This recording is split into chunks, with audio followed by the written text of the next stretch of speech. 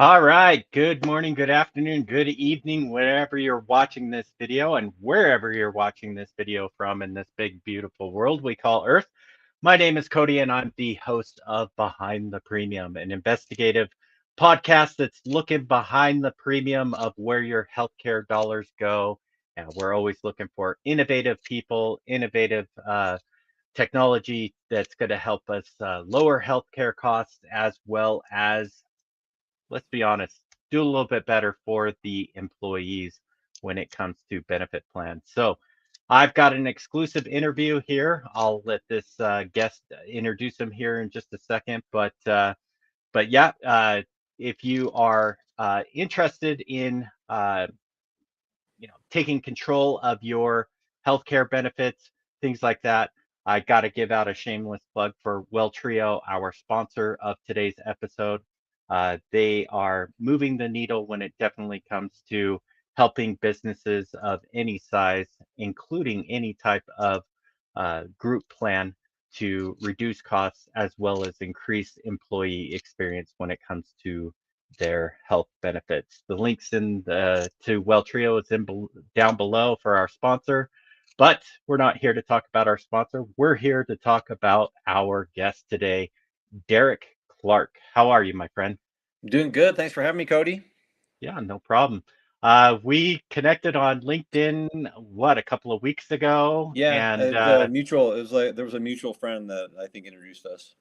yeah, exactly. And we just got chatting and come to find out, Derek's actually got a pretty good background. So why don't you just kind of lay it out on the line, my friend, here and tell us about Derek's origin story. So, I mean, I'm in HR currently as an Mhm. HR business partner, but I kind of took an indirect route to get there.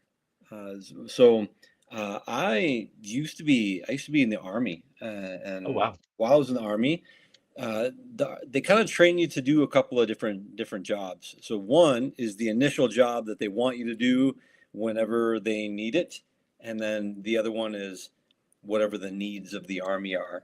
And so the initial job that they gave me was counterintelligence. So I did investigations into national security crimes Wow. and intelligence, like human intelligence collection. So that's basically running informant networks, but with foreign dignitaries, foreign intelligence agencies, and just like sometimes people on the street to provide information. So basically source operations, but the easiest way to understand that is like if the military did informant networks, then that's what it would be. But those skill sets, I mean, there's a lot of influence and persuasion. There's a lot of, understanding behavioral motivations, Hmm. and uh, a lot of, even investigative activity. Right. So that kind of led me into the second half of my military career, where I did a lot more. I did leadership development. I trained leadership development courses, Wow. and I worked in a lot of the HR function where there was a lot of just training. There was a lot of um, taking care of people and helping people understand how to have those difficult conversations. So it kind of played into to an area conducive to HR. Hmm. And then I eventually ended up getting an MBA, and HR was kind of the area that I thought was the most interesting. So then I certified later with a SPHR, That's and awesome. so yeah, so leaving the military, that's kind of where like the direction that I went. That's awesome. Uh, First off, thank you for your service. We greatly appreciate I all of appreciate it. our veterans out there. If you can't tell, look on the back of his wall up there. He's got a lot of medals and things like that. So definitely served our country. So thank you first and foremost. Appreciate that. So, what I knew it. I know it kind of drew you to HR, as you mentioned. One of the things that I was kind of digging through your LinkedIn profile a little bit. One thing that was sticking out to me is, um, most most executives, they think about communication is about what people are saying, right? Employees are saying what they're talking about. But one thing that I've kind of read between the lines, and you kind of alluded to it with your counterintelligence there a little bit, is uh, how you've built a career around what people don't say, right? Yeah. So what do you feel the core problem, uh, what's that core problem that you see in today's workplace, and why do you believe that most organizations are completely blind to this So concept? I think there's probably two different levels as to answer that question as far as like what what they're not saying, and I think one is where people have a hard time, just putting the expectation out there, just to say, this is this is what I want you to be when you grow up in our company. Hmm. But and here's how to get there. Here's what success looks like. And I think a lot of times across the board, um, that conversation gets missed a lot. And um, and with that, as we start saying those things, we start telling, like, when people do take on the role of, okay, I am going to tell you, these are the things that you're not doing correctly, and these things that we got to fix. Once they get bold and they take that step to go out there and start trying to be clear, a lot of times that is what will trigger a limbic response in people, and that's when you're going to see some of the nonverbals that show discomfort. Mm. And when they show that discomfort, most people are not very equipped to handle that. Yeah. They'll recognize that something is wrong. They'll recognize that someone is uncomfortable, and then that's as far as they'll get, without taking the additional couple steps to say, hey, I noticed that you're a little uncomfortable with this. Can you tell me what's on your mind? Like, just that reaction to the nonverbal that people subconsciously notice. And I think one of the big things that people that would really help leadership development in our corporate environment is to be able to give someone the safe space to open up Hmm. when when they do see that discomfort, how to address it. And Yeah. there's a little gap there, I think. Yeah, I would agree with you on that one because I feel like, I mean, even with benefits, right? Nobody wants to go to their HR department and say, "Hey, I've got cancer. I've got Right. this." I mean, it's difficult to talk about already, and then Yeah. to bring other people into it, then it's a hard thing. Yeah, and I think that, correct me if I'm wrong, but I feel like uh, a lot of them don't want to say anything for fear of losing their job because let's be honest, right now it's a very competitive market. Yeah. Um, and I would you agree with me on that one, or am I off my rocker? I would agree that I mean, that can be a reason, that like if I don't want to show weakness, and but that's maybe it's a symptom of a larger problem where people don't feel safe Hmm. speaking about, like, even disagreeing with someone, uh, because then that puts you at risk of losing your work because you're not a culture fit.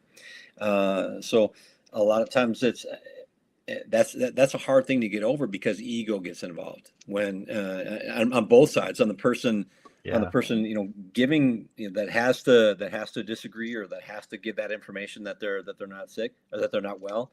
Oh, Hmm. but also on the leader side, to hear that something's not correct with the way that they're handling something. So like, those are difficult things to overcome. Yeah, that makes sense. I wasn't planning on asking this question, but I'm going to throw you a curveball on this All one. right. Uh, so now's your chance to get on the record of what your thoughts are and your feelings about this. Right now, with the growing talk around AI replacing jobs, I know that that's putting a lot of stress on people. They're freaking out, all those kind of things. I know my personal take on this, but I'm curious with what you just said, how do you feel AI is going to play into this whole kind of nonverbal communication things that companies need to be aware of? I think so. There's opportunity. There's good opportunity for good things. I think what's happening and may need to be addressed sooner than later is people are starting to rely too much on AI to do the thinking. So like, and it's great for like streamlining a process so that I don't have to do the minutia in some of the things, which is supposed to free me up to do the thinking. And I don't think that that's happening. Now, the problem when we talk to people on a one-on-one basis, and we lose those skills. Basically, we really need to get our person-to-person interaction skills back on the whetstone, because everyone's already been looking at their phone more than the person in front of them. But I think the problem is gonna happen is when we're relying on like I go to my Perplexity or Gemini, and I like, how do I have this difficult conversation with this person in front of me? Because we're gonna, they have poor performance. So I get my tips, I get my maybe even an outline on what to talk about, which is great. Right. But then I just talk about those things, and then I stop looking for the reaction that a person is giving me. And so the AI isn't going to be able to do that. It's not going to be able to, like, I can't have the AI like right next to me saying, hey, this person just pursed their lips. They're probably disagreeing with what you're saying. So you may want to dig a little bit deeper in that. AI isn't going to do that, and even if it does, then I'm going to be spending all my time looking at the screen to tell me what to say, and not the person where I need to be looking. Yeah. Okay, that makes sense. So if I understand you correctly, you're kind of on the side of it's a tool. It's not necessarily going to be replacing everybody's job, and that It could. The problem is that it could replace people's jobs, and it could get really bad. Like, it could get really dehumanized before we realize that there's things that we need to take back, just because it's so convenient. yeah, But I think that I don't know that replacing is the thing if you're using the tools correctly. Like, if you're using them to streamline the process, if you're using them to like, help you with establishing talking points, or if in an HR world, when and in benefits, for example, if someone is asking about the maybe support groups that are that are available for pregnant women in the organization, then maybe an AI, the AI tool is going to be great to say, hey, here's some other resources you can look at. Here's some ways to interpret the policy that's currently in place. And so I think like those are going to be really great tools that will save benefits people time on actually like processing things that need to be done by hand. But if we think, well, AI's got it, so we don't have to worry about it, then we've all seen where if you ask certain questions, then your chat GPT is going to get the answers wrong sometimes. correct. Yeah, that's for sure. That's for sure. No, I definitely agree with you on that one. I feel personally that, you know, a AI is only as good as it's coded and the data that it has to go off of, right? Right. Like you just mentioned. And one thing that I feel like it will never be able to replace is empathy, right? Yeah. And with that, knowing that a team is too bogged down with project overload, it can't tell that. All it does is it says, I'm a project manager and I need to get this through. Right. You need And to be doing these steps, and yeah, that's what you got. It's not like let's also take into consideration what's going on at home where you can't get your kids to school on time. Let's also talk about how you have had substance abuse problems in the past, and the stress that you're feeling right now may lead you to it. So it won't know to recommend you to your ERP. yeah, yeah. No, and that's EAP. I'm sorry, your assistance program. Sorry. yeah, exactly. So no, that's interesting. Sorry, I didn't mean to go down that rabbit hole, but I was just It's okay. we were on the topic, and so I'm like thinking, hey, you know what, this is a good curveball for him. kind of jump it back to what you were talking about with employees and what they're not talking about. Can you provide an example of in your career that has been an issue, and how did you come in and how did you solve that for a company? Um, so I think there was a one time there that a supervisor came to me and he was like, "We have to get rid of this guy. He's terrible. He's not cutting his whole team. There's just struggle with it with his whole team." Um, and so when I did more like in just behind the scenes investigation to that, then Hmm. I realized that it wasn't really so much the whole team as it was this guy and another guy with a really strong personality just didn't get along. And but also asking around about former teams that this guy was on, they liked him and they like the in fact the manager wanted him back on the team.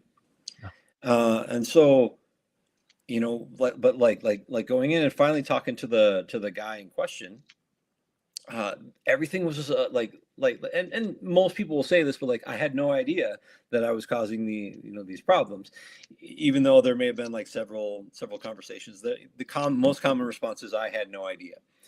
Hmm. um, but but it was just like watching the way that he reacted with certain genuine concern to certain things that we had been talking about. He legitimately wanted to do the right thing and to be in the right place, and it just seemed like his posture kind of said that he felt like he was kind of a victim of circumstance in a situation where he just wasn't getting along with someone who was a little bit um, more A-type personality, and so that was the person that was directing a lot of the how the conversation was going. But just but getting him to open up and getting him to talk about like what he was thinking, what he was feeling, hadn't happened because Hmm. people were just saying you're causing problems on our team. They were They weren't dismissing them. getting his input Yeah. as much as, or he was having trouble communicating is probably a better way to say it, because uh, when they would talk about some of these issues, then he would get stressed, and then the stress would cause certain reactions, like limbic system reactions in him. Uh, but noticing that, then when I talked to him, I made sure to validate his points and listen, and even just have a general awareness of not only his body posture, but like the circumstances all around that were leading up to it. All those nonverbal cues helped me to be able to calm him down. And when he could calm down, then he was able to articulate what was going on. And in the end, it was an easy fix because all we had to do was put him back on the team that really wanted him. Yeah. That makes sense. How do you combat it? I mean, that's a great example, and I think that there's a lot of leadership that just ignore that, and they would rather just cut ties and be done with it Mm, rather than getting to the root of the problem. And that person might not be the root of the problem, right? right. And it could just be conflict of personalities. It could be a variety of different things, right? Yeah. How do you combat that from an HR perspective when you've got somebody like you that's willing to take the time to dive into the situation and actually evaluate it rather than just saying, oh, the department lead or the director or VP or even the CEO came to me and said, fire this guy, right? How do you what's Yeah. kind of that balance that you take to say, okay, you know what, we got to get rid of this guy versus, nah, I think there's something more going on here. Let's dive in a little bit more. So I think one of the things, I think it goes back to it, like back a lot further, Hmm. because there's something that I see in a lot of organizations and a lot of people that I talk to have like a similar thing going on, where we tend to favor highly motivated, high producing individual contributors. And then we take them and we say, you're doing awesome. We want to keep you around. And the best way for us to do that is to promote you into a leadership position, which is great. But then there's a missing piece there, and that is giving that person the training that they need to become a leader. Yeah. How do we have difficult conversations? How do you sit your people down and say, these are the expectations. This is how we interpret policy. This is this is how we document. A lot of documentation could have helped in that situation, that previous situation. Just like documenting and having like clear and consistent communication with all of our people. That goes into a leadership development program that we often just don't have time to create. And we figure, since this person is a high level contributor and they're a top performer, then they should be able to figure out how to be a good leader. But a lot of that is just extracurricular stuff. And what's missing in a lot of organizations is, all right, we notice that you are maybe a good fit for leadership in the future. How do we prepare you now? How do we mentor you now? Or like having those conversations and say, do you want to be a leader, or do you want to be like a technical expert? Because there's still ways you can promote people without giving them leadership capability. If they're just like they're a senior technical person, an expert in their field, Right. we could still give them more money for that. But so what I think that, what, to your point, that problem happens a lot earlier, when the solution comes earlier, when we can talk to people, when we can train them on how to be a leader before we put them in the leadership spot. And then they're ready to have those conversations. They're ready to understand that it's their job to still get in the weeds and be boots on the ground, but part of their job is also to stop and take the time and have those types of conversations with people. Yeah, I'm curious, do you happen to know any statistics off the top of your head? And I'm not going to hold you to anything, but um, like companies that are willing to invest in uh, the good old management training process, we'll just, for lack of better terms, we'll just call that, before going into a leadership versus just throwing people into that leadership role without that formal training. Do you know any statistics Yeah, or I anything don't like have that? statistics, but I mean, there's examples on a regular basis. You like books like Good to Great, Hmm. and even Turn the Ship Around is a good military reference one, where people are taking companies that are struggling, and they're making this change, but part of that change is leadership development, and it's empowering people to be leaders at all levels, even though Hmm. like sometimes you have to know when you're going to be a leader and when you're going to be a follower.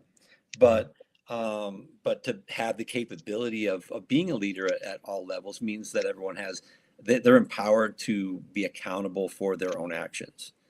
And I so without statistics, I can say that, like, a lot of people have talked about case studies in Yep. things like Good to Great, or Turn the Ship Around. Yeah. Um, it and I like and another case study, like within the military in general, Uh-huh. everyone is supposed to be a leader.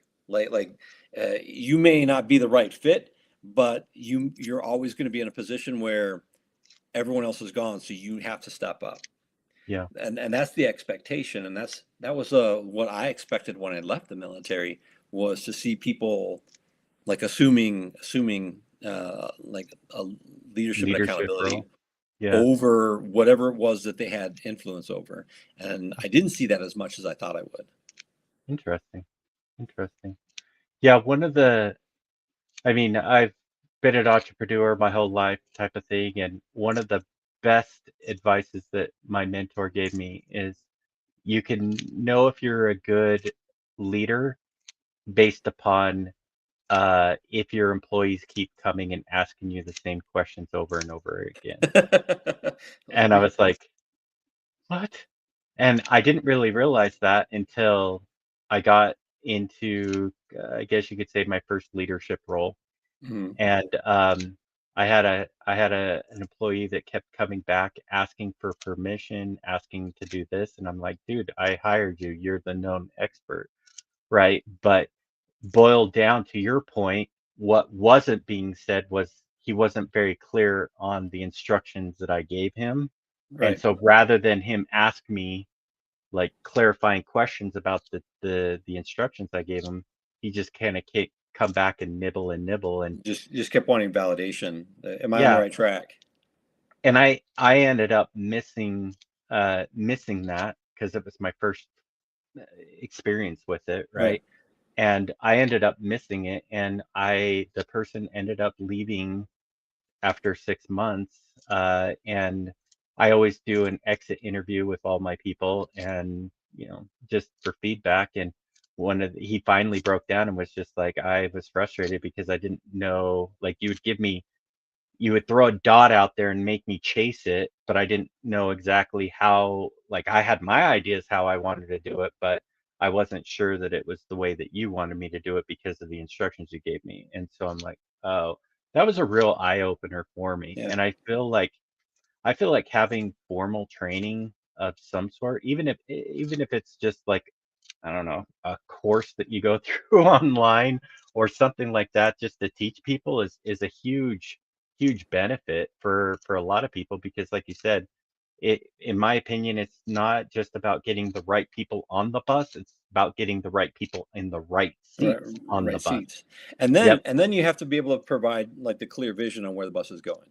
Right. Yes, So exactly. so like this is it. This is where we want to go. And without that clarity, then everyone's in a driver's seat that wants to pull the bus in different directions and say, but with that clarity, then they could come to you later and say, listen, based on our mission, I intend to do this, and I've thought about these risk factors, and here's how I'm going to mitigate everything. What is your feedback? Like how, like, can I, that way you can either say, maybe we should tweak this a little bit, or this is a great plan, let's go with it.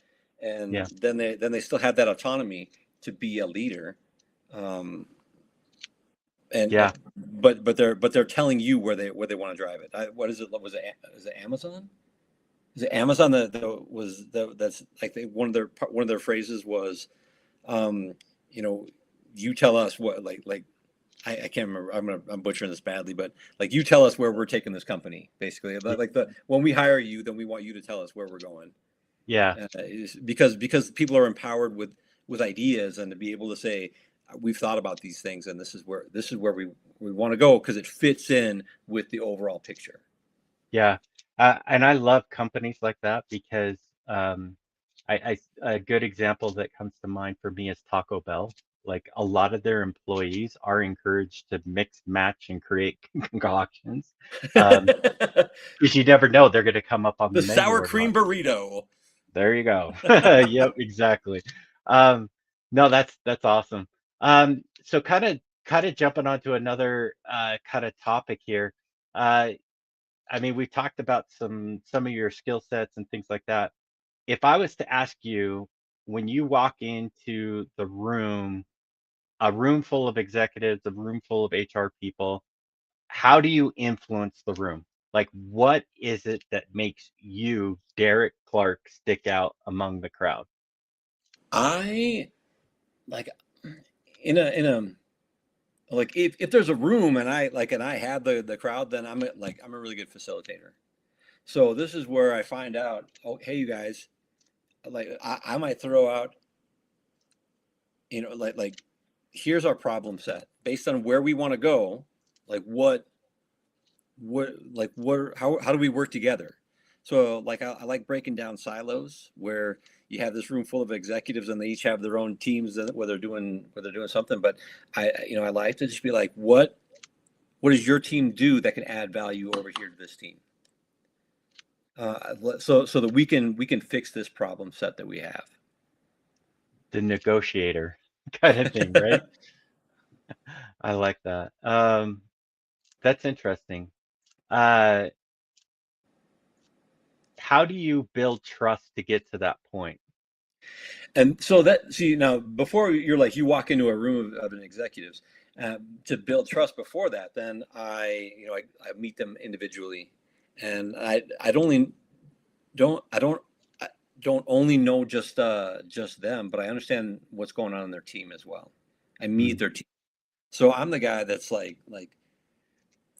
usually when HR shows up in your area or requests to have a meeting with you, then everyone's like, what did I do wrong? Am I going to get fired? Exactly. But I go around before that happens. I don't want the first interview that they, that they have with me is me telling them that they can't do something or that we need to fix something. I want to know like what's going on in your lives. Tell me about your work. Tell me what challenges you're facing. Where do you want to go? I want to understand that. And then, but once I genuinely have shown interest in them, then it's easier for them to come to me with, we have this issue and we've already done these things. So then I can go to the executive and say, hey, this is what I'm seeing on your team. And here's some best practices that I've seen in other places, but let's talk about what you want to do about it. And then, because I hate the HR says no kind of fallback, because it becomes like I can be the bad guy if the leader wants me to be. If they don't want to take accountability for something, like, oh, I want to help you, but HR says no. So I like to be able to in building that trust with them to say, I can help you out with my experiences because I've seen a lot of different things. But ultimately, this is your choice. And I can help you understand what some of the second and third order consequences would be of each course of action. But you make the call. You own this. Right. And so then they feel empowered, but then they also feel responsible for, they can't have me to say, I want to help you, but HR said I can't do that. Oh man, I've had a few of those. I've had a few of those. And I agree. I mean, I think that a lot of employees, they really do struggle when it comes to HR, because like you said, I'm getting called into the principal's office. What did I do now? I can't talk to him about my personal life or quote unquote healthcare, needs or anything like that per se. And, it's like, or I go to HR to complain about my benefits, or I go to complain about Susie sitting next to me poking me with a pencil while I try to work, right? And at that point you're in reaction mode and not preventative maintenance. Yeah. And I feel like HR sometimes gets a bad rap because of that. And I feel like, I mean, I've worked alongside HR for recruiting, like using social media to recruit people, top clients, things like that, top talent. And you guys do a lot for the employees that are behind the scenes, under the hood, whatever you want to call it. How do you kind of show the needle moving for employees when it comes to that you're actually there for them and not necessarily for the employer per se, like you're the middle person? How do you show that? There's a couple of things. So, first it's that getting out and just talking to them that has nothing to do with them in trouble with anything. It's just genuine interest.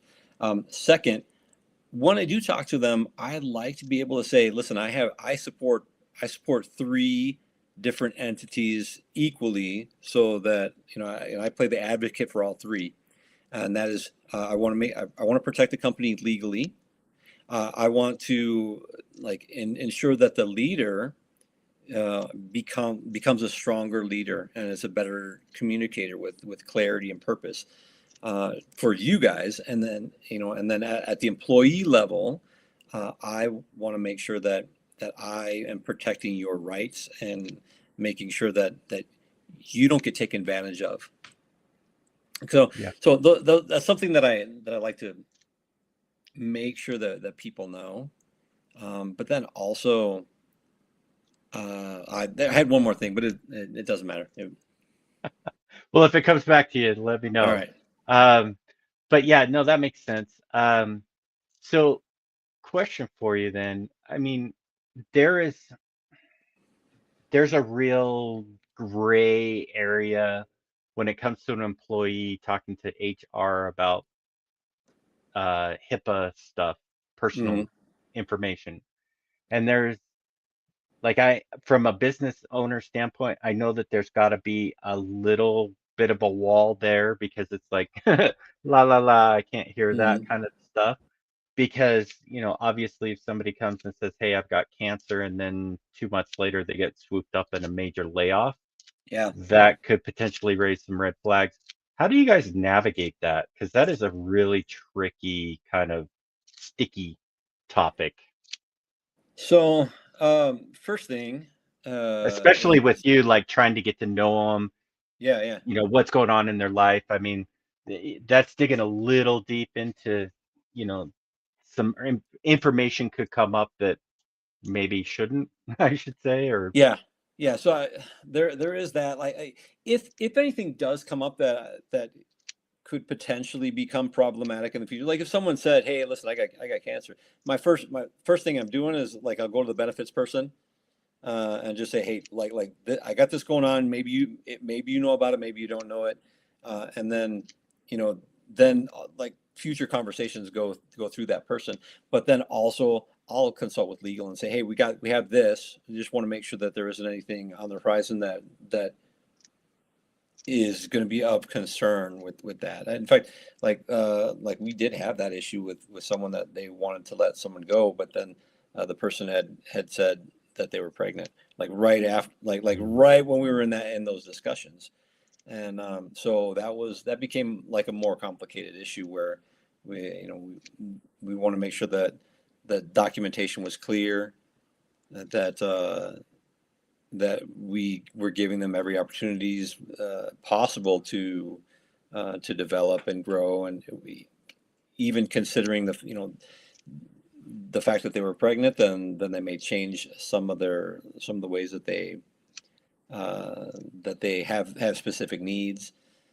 So uh, that becomes more of a just like a almost like an investigative thing. Like you brought up like the investigative into like the benefits for your podcast, but that's like checking with legal. That Mhm. is mitigating, like finding out as much information as possible but also mitigating the amount of people you talk to. Uh, so uh, wherever possible, you gotta just go with the subject matter experts, and then uh, get everything documented as much as possible. Yeah, yeah. No, that makes sense.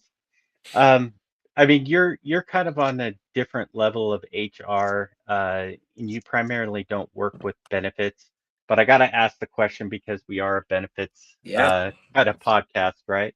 Um, what, what is it that, from an HR perspective, I have personally found that a lot of the leadership are the one that really dictates the type of plan that's put into place a lot of times, Hmm. because it's convenient for them. I mean, Right. they try to take it to consensus, but it's not like you can go out and say a survey of like, hey, who has cancer, who has diabetes, who has I saw that Office episode. yeah, exactly. Exactly. It's not like you can go out and survey Right. the people, even if it's anonymous, you ride a very, very gray area there. But on that sense is like, how do you really kind of fine tune, and I like how you dive deep into people's lives, but how do you really just kind of nail down that plan that works for everybody when you've got such an array of young people that are healthy to old people that have chronic issues, and then you got some stuff going on in between? How do you manage that and navigate that? I think I mean you can always keep checking in with your engagement surveys as one, just like, hey, how do you feel about the benefits? Do they cover what you need? I think also um, a relatively inexpensive resource is like the ERGs, like the employee resource groups, Hmm. where like people are kind of banding together to talk about some of the things that they're concerned about, or things that they're motivated with, even if they're like the run group or the veteran resource group or the the crafting group, or like whatever it is, where they have some people banding together socially from different sections of your organization, where you can get some representation from leadership representation. Visit some of those groups every once in a while to hear what they're talking about, uh, to get like just the voice of the customer Hmm. on the ground. Um, you may get some insight on what benefits are working, what aren't, or what's like if nobody's using pet insurance, and let's then we eliminate the pet insurance in lieu of like a different like a Different program different benefit. program, more 401k or something. Yeah, yeah, yeah. Yeah, that makes sense. That makes sense. So, kind of going down that main vein of, benefits and things like that. One of the one of the most frustrating things that I think a lot of employees have is they don't understand their benefits. So like you said, Yeah, nobody's using pet insurance. So that's a gap. yeah. And That's a is it because they don't know about it, or is it because they just don't have pets? exactly. And that's a great question, right? And so how do you go how do you go about like educating them or training them or keeping them in the loop? Like, what are some of the things that you've done or have worked on within your HR team to facilitate that kind of training and education? So sometimes I mean, you can only get so much in in their orientation. Hmm. But that is a big thing, like getting that out there, like these are resources that are available to you. Sometimes when I was with the military, there was a program where people could, at the end of their military career, they could kind of leave, and they still be a part of the military, but they work in an internship somewhere else. And Hmm. so for me, like people knew that that program existed, but I really like went into to find out what it takes to get into that program. What, like, who do you need to talk to? How, because it was kind of a complicated system to get started. Um, and so I would just on a regular basis, I would ask people about it. Hey, have you heard about this? Have you heard about this? And a lot of times, just when you're out making the rounds, have you heard about this? And you talk about it. That's enough to get other people to do some research and share the information among themselves. Yeah, that makes sense. That makes sense. Um, uh, I just had a thought in it just slipped my mind as well. Oh my gosh, I had a great follow-up to that. Oh my goodness gracious. So yeah, so when it comes to the education portion of it, you talked about like communicating, doing this kind of stuff, this and that. Um, but let's be honest, like it goes in one ear and out the other. And Right, a lot of times uh, employees really don't aren't really concerned or care about it until they absolutely need it, right, right? So they need that pet insurance, and now they're like, "Oh man, I think Clark was telling me, or Derek was telling me something about it in my orientation," and then they come visit right. your office, right? Um, so how do you? I mean, what is it that I mean, you're kind of using psychology, you're using counterintelligence, all this kind of stuff. Like, what are there certain tactics that you've used to get things to stick with people in? in it, so you're not having to repeat yourself a million times Yeah. to that same Well, employee. but I think that's I think that's it though, is that repetition is usually the best way Yeah, to, but I think, I mean, and you can find different ways because everyone's gonna see something different. So most people have like the company weekly or monthly newsletter, and maybe, hey, it's the you just include, here's the benefit of the week that that you may not be aware of, or something that we want to develop, but we'd like your feedback on how we can make this better, or whatever. Um, I think it is repetition, and we talked earlier about AI. As long as we have some of our benefits linked to our internal AI process, where people can just, hey, tell me about the 401k, and then here's a list. It automatically just generates a list of all the ways to get involved, or what it covers. kind of like a KB or like knowledge center kind of Yeah, thing. like your chat bot. Yeah, Uh, yeah, yeah. Uh, I feel like that's a good sense to have as well. However, I feel like there are other things that could be done proactively as well. Um, I like how you've brought up a couple of times that you proactively engage with them. Um, that's a that's music to my ears, to be honest. Um, because I'm a by trade I'm a UI UX designer, so I'm yeah, a designer of things, and I use a lot of psychology models in how I design interfaces and things like that. And one of the things that I really try to get is trying to bake in ways that it can proactively engage with the user without them really even knowing that we're engaging with them, to the point where it's kind of like uh, for lack of better terms, it's kind of like where you're saying, "Hey, what's going on today with you?" Right? Tell me yeah, what's going on, and you're kind of feeding for information coming off. Because I feel like that's a great way to kind of get people to recognize that they need something without them really knowing that they need something. right. Right? And yeah, which is where you can come in later, and that's where you get the, have you heard about, we do have this program that may be useful for you, and that's something I've done, like not just with the military, with the skill bridge program, but um, just in general, like, hey, have you heard that we have this? Or I think one was with someone who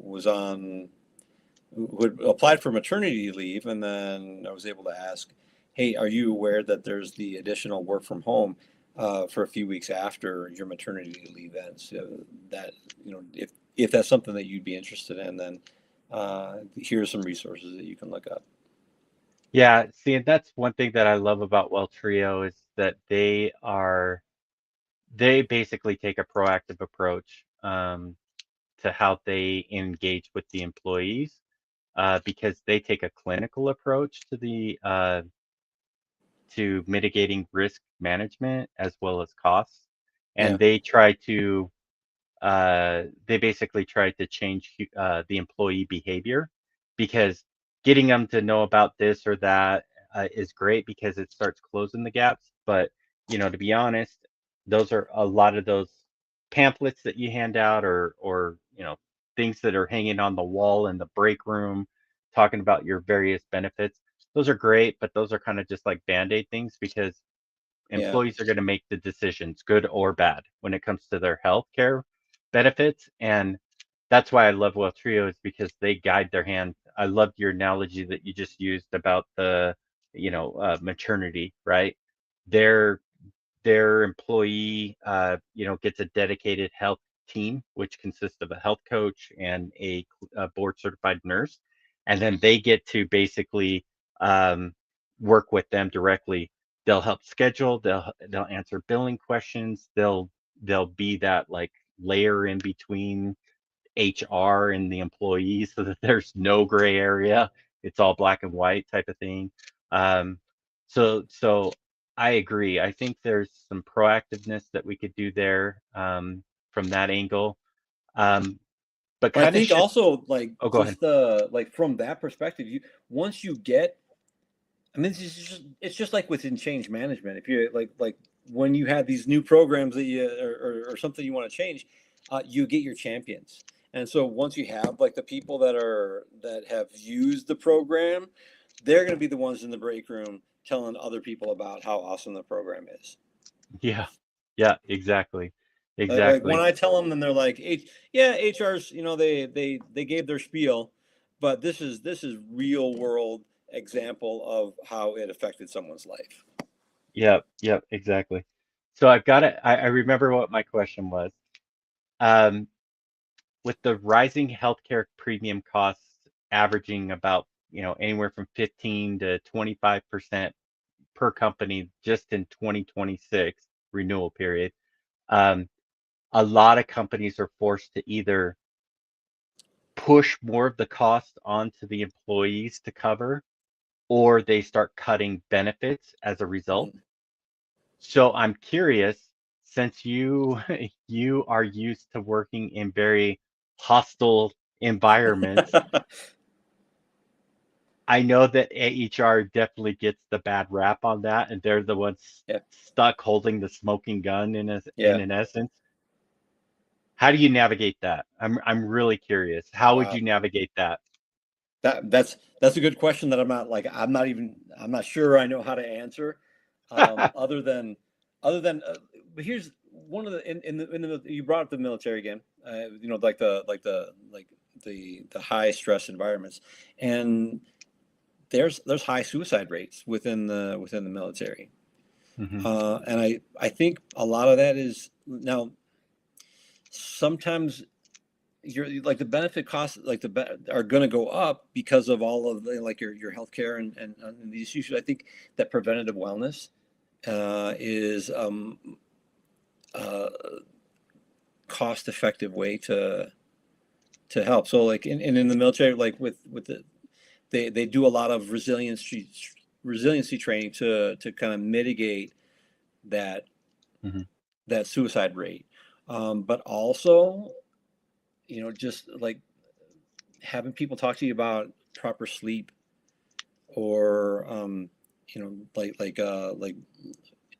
eating habits and Yeah, like a lot of those things that everyone knows about, but maybe it would be cheaper to have like a coach available as part of the your employee assistance program yeah. to help people in preventative maintenance Hmm. for health issues, um, which may prevent someone from spending more time in the hospital 5 years from now. Yeah, yeah. I'm a big believer in that, that's for sure. I'm curious, and this is my last healthcare question, and I promise we'll circle back because I got You're a good. couple more questions more for you. Since you're a veteran, I'm really curious, how do you feel that corporate America treats our veterans when it comes to benefits and offering things like that, taking good care of them? It depends on the company. I mean, sometimes they don't. The biggest issue I think is that they don't necessarily know what to do with their veterans. Um, they don't understand, like we talked about before, like their leadership development and their Hmm. and the expectation that everyone's a leader. They don't always understand that a person is already built for assuming control of a project. Hmm. Um, but the assumption sometimes is that they're just going to, they've seen movies, and so it's going to be a my way or the highway kind of thing. But really, um, there's probably a lack of understanding on a how collaborative someone would be. Makes sense. Hang on, I think, I just there oh, it go is. ahead. No, I just like it, my screen swiped a second, but I'm Oh, good. um, Um, because one of the things that always comes to mind, like I worked with a company that committed $2 million to like the forgot what it was called, like a veterans, it was something here local in Utah, but it was for mental health, to help with Yeah.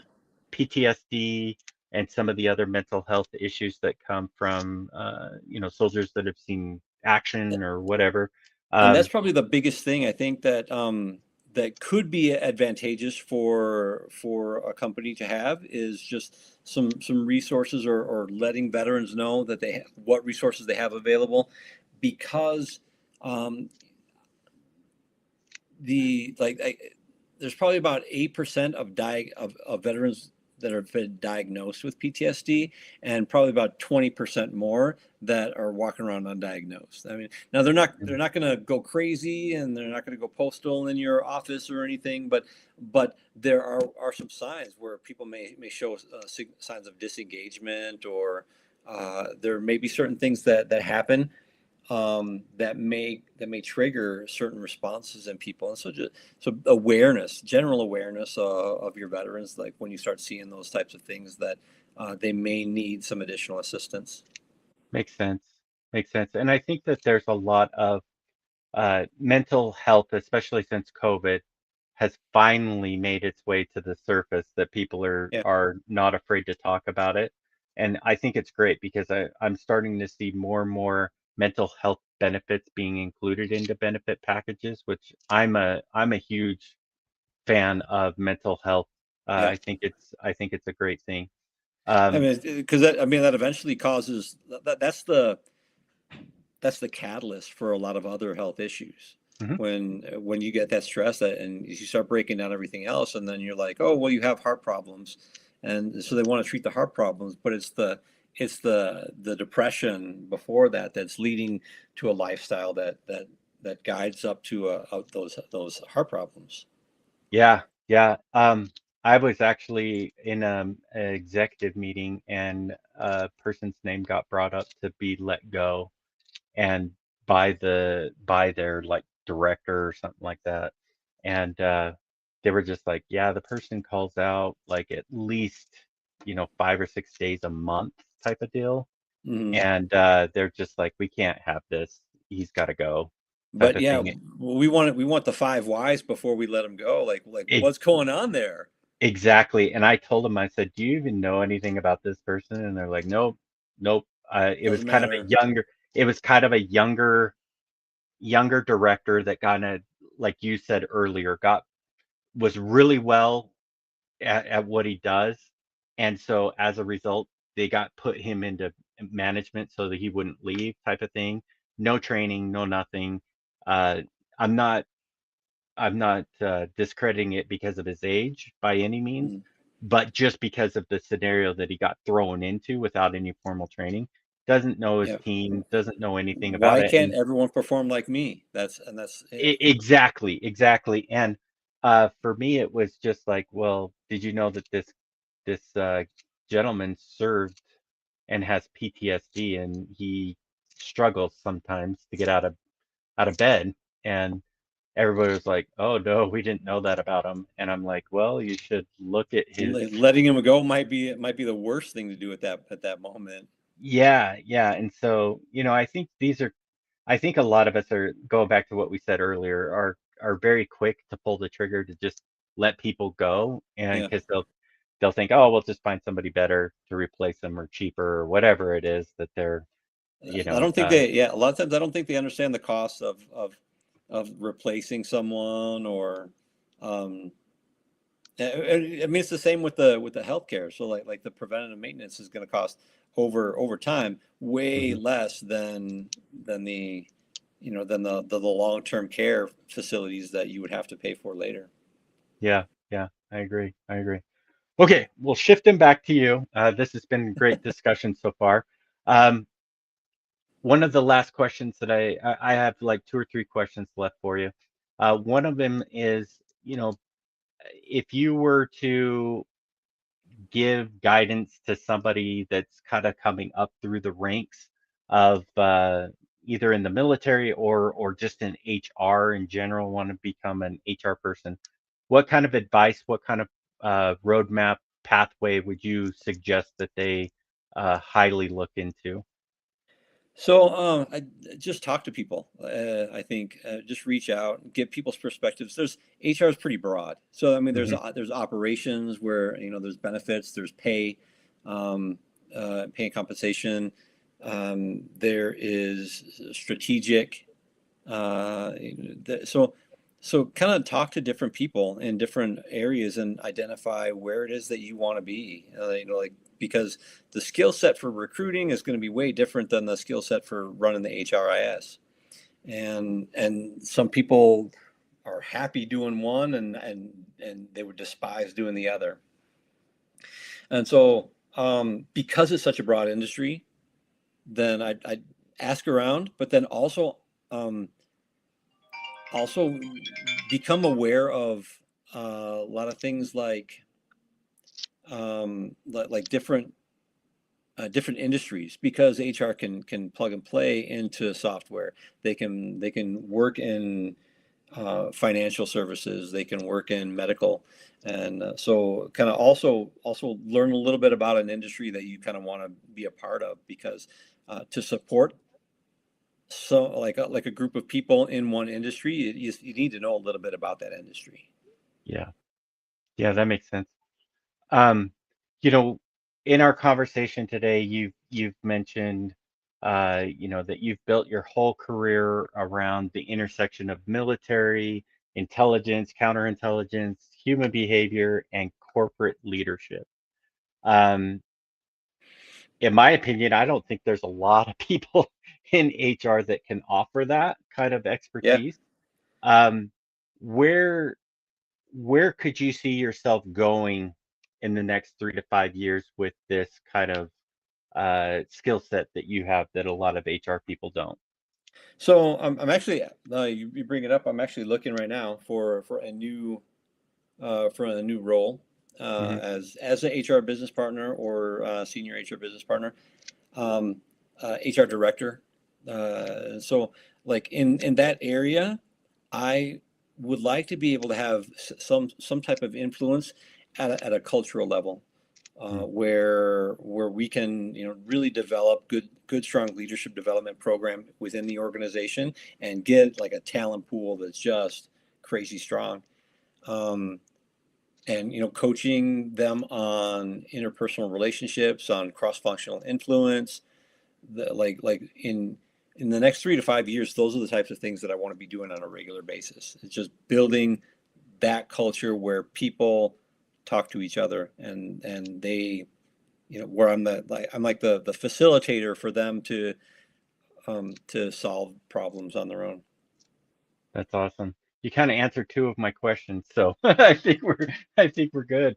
So, with that being said, I mean, do you have anything else that you want to say, or any questions for me, anything like that? No, I really appreciate you reaching out. I know like it was good to talk to you before, and you were asking me about benefits, and before we met here on this, and Yeah, but and I not as strong in the benefits, but I'm glad I could kind of help out a little bit with other aspects of HR today. yeah. And so let's stay in touch. Let's work together and stuff. Yeah, for sure. And an open invitation to join us on Behind the Premium roundtable discussion. Like I said before, I love having those because I like having C-level all the way down to the janitor because, HR and and broker and employer all work together to create plans and they think it's perfect, but let's get the point of view Yeah, from the employees and see if it's really working for them, right? you Back to your gotta point of get boots on the ground. exactly. I love that. I love that. Get boots on the ground. So, well, cool. Thanks, Derek. We appreciate you. If you want to just take 30 seconds to kind of for any C-level or recruiter out there listening to this, how can they get a hold of you? Yeah, so I do most of my stuff on LinkedIn. So you can find me on LinkedIn. At LinkedIn. I think I'm just Derik Clark. That's my thing. The picture will look like this. So, um, but uh, Yeah, like reach out to me. I'll accept connections. Perfect. And if you want to meet up and just chat, even if you don't have any roles available, then I'd love to hear about your organization, and we can talk about challenges that you're having, whether you have a role for me or not. Perfect. I mean, anytime you can get a counterintelligent agent as your HR professional, I think you're on to something there. So, I will teach your company about spy training stuff. hey, you know what? You might be able to see which employees are watching Netflix when they should be they should be working, right? Who who's playing solitaire? Yep, exactly. So, anyways, well, thanks, Derek. We appreciate it. And thanks to everybody tuning in. We appreciate you guys as well. The continued support. Definitely give this a like and a share. We'd appreciate it. It helps us beat the algorithms of all the different social media platforms we are broadcasting to. So, until then, dive into the conversation and join us on an upcoming episode. We'd love to hear your voice. So, thanks, everybody. And thanks again, Derek. We'll Thanks, chat Cody. soon.